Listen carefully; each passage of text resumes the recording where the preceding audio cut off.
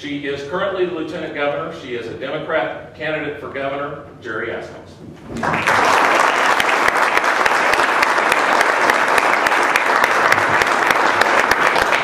Thank you all very much, and it's a real treat to be able to visit with you before the reception. I have had an opportunity over the last 15 years, and I would really say during my second term in the legislature, and one of the capacities that I held as a committee chair was really when I first began to be aware of the Association of Architects and the impact or the responsibility that often fell on the legislature, or should I say, how we often dabbled in your business. Before that, clearly I knew what architects were. I knew it was a profession. I knew it required special skill and educational training. I know it requires a great deal of creativity and exactness in how you do your jobs. But in terms of a policymaker, it had never occurred to me that the state was involved. And during the second term in the legislature, I believe there were some issues that came up with the board, and some of those issues were sent to a committee in which I was involved. And that's how I met some of you. The then board, that would have been about 1997, long in there. The then board would come to the Capitol and talk to us about perhaps what other industry thought you should be doing, or what they should be doing to help you do your job. I learned at that time that as a policymaker, we needed to be very careful about what we did. We didn't need to just jump out and embrace everything that came down the road, that we better spend our time finding out the impact on the businesses or industries to which we were going to enforce laws, to which we were going to enact policy. And it was through that effort that I became aware of some of the issues that have led to some of the changes in the Architectural Act. I think probably the last major change was probably about 2006, my last year in the legislature. And so through those years, we've seen, about 10 years of my 12, we've seen a number of changes that have occurred in your Practice Act. And yet we still have issues that other industries will bring, trying to change what you do, change when an architect is required in certain buildings. And I can tell you that from some of the time that I spent as city attorney for very small towns, I mean, you could hardly say I was a city attorney because these towns were so small, that having the expertise of an architect to come in and design certain functions of city government or city structures was absolutely essential, because there was no expertise in the community. There was no expertise on that town council. That expertise did not exist in what was a functioning city manager for these small communities. And certainly the city attorney did not have that expertise. But I was wise enough to understand that as a government, if we are going to try to help protect the health and safety of our citizens, then any construction that occurs must be architecturally sound. And you all are the ones that are the experts, the professionals who provide that. That is what we must protect.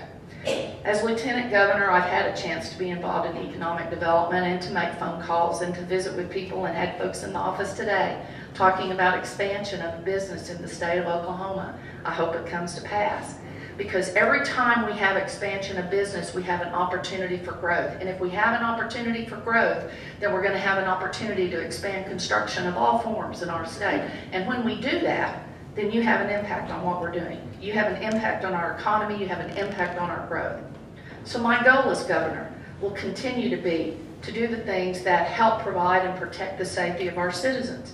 It will also be to continue to try to provide that kind of economic climate that makes it easier for businesses to sustain the jobs they currently have in our state, and to be able to have an opportunity to look for bringing jobs here from other states that perhaps are having more difficulty than even Oklahoma is in maintaining its budget.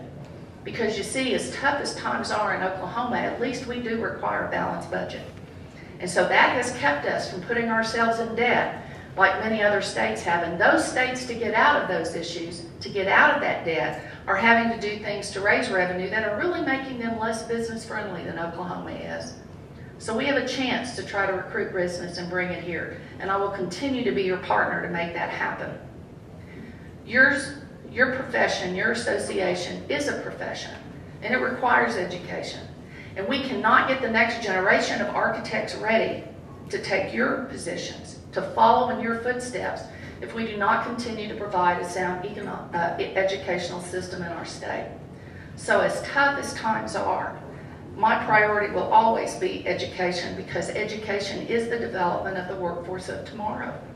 It's going to be the people who are going to sit in your shoes, are going to sit in our seats at the Capitol. They're going to be the educators, the doctors. They're going to be the government leaders. They're going to be the small businessmen and women up and down main streets of Oklahoma.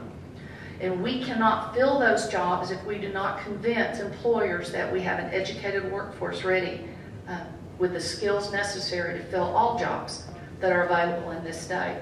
So that will continue to be a priority of mine. Some of you were part of a group that helped publish a book from Central Oklahoma talking about some of the most phenomenal architectural designs and creations in Oklahoma's first 100 years. And as I had an opportunity to participate in a small way in that book, and to look at what you all created and what you put together and how much you celebrated the creativity of those men and women who serve in your profession, I was reminded over and over again of how essential you are to preserving so much of Oklahoma's past. Whether in preservation or restoration, architects are the ones who go do the research and make sure that we have the opportunity to save some of the best that Oklahoma has created in the past. And at the same time, whether it's dealing with issues through tourism or at the state capitol with a beautiful dome, you are also the ones who are the visionaries for the future. When people have an idea that they want to create something, it's an architect who puts it together. So I want to say to you, thank you for helping preserve our past, and thank you for helping us envision our future.